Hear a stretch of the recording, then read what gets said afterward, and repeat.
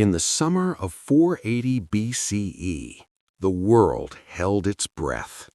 From the east, a storm was coming, not of wind, but of men.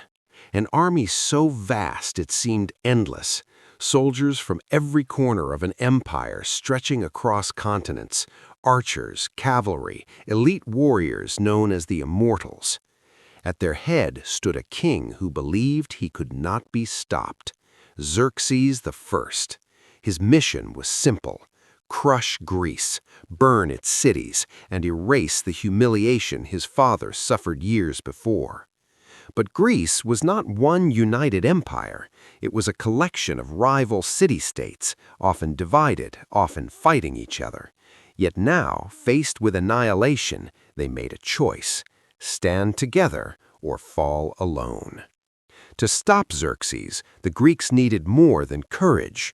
They needed a plan.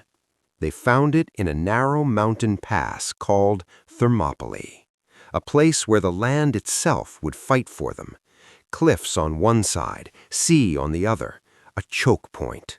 Here, numbers would mean nothing. Leading the Greek force was a warrior king, Leonidas I. He did not come alone. With him stood around 7,000 Greek soldiers from Sparta, Thespiae, Thebes, and beyond. But history would remember one group above all: 300 Spartans, elite, disciplined, unbreakable. When Xerxes arrived and saw the small Greek force blocking his path, he laughed. This was no battle, this was an execution.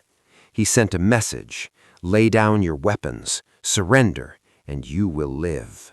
Leonidas gave his answer.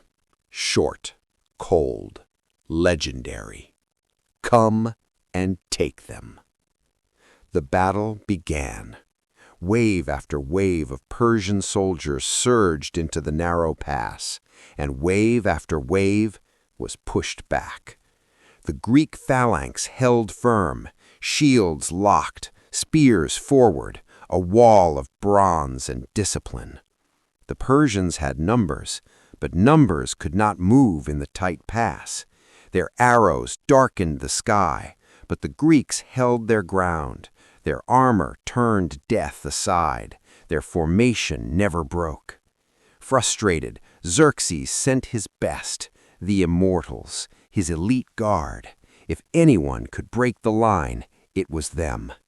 They advanced with confidence, but confidence turned to shock, and shock turned to slaughter. Even the king's finest warriors could not break through. The pass held. The Greeks held. For 2 days the impossible happened. A small force stood against one of the largest armies the world had ever seen and refused to fall. But wars are not won by strength alone. Sometimes they are lost by betrayal. A local man named Ephialtes came forward. He revealed a hidden mountain path, a way around the Greek position, a way to strike from behind. When Leonidas learned the truth, he understood. The battle was over, but the story was not. He made a choice, one that would echo through history. He dismissed most of the Greek army, saving their lives, preserving the future of Greece. But he stayed, with his 300 Spartans and a few hundred allies who refused to leave. They would fight, not to win, but to buy time. At dawn, the Persians attacked from both sides, front and back. The trap was complete. The Greeks fought like men who knew they would never see another sunset. Their spears broke, so they used swords. Their swords shattered, so they fought with bare hands. King Leonidas fell in battle, but even in death, his men fought to protect his body. Step by step, they were pushed back, until they made their final stand on a small hill. There, surrounded, outnumbered beyond hope, they fought to the last man. The pass was lost. The Persians moved forward, and by all counts, Xerxes had won. But victory is not always what it seems. Thermopylae became more than a battle.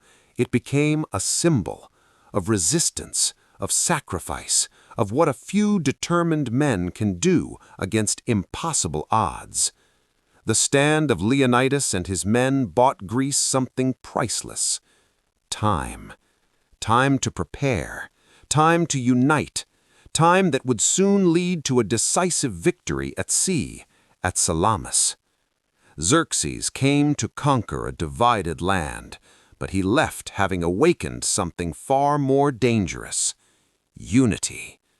And though the Spartans fell that day, their story did not. It lived on, in memory, in legend, in every moment where courage stands against overwhelming force. Because sometimes history is not written by those who win, but by those who refuse to kneel. Please like, subscribe, share, and comment.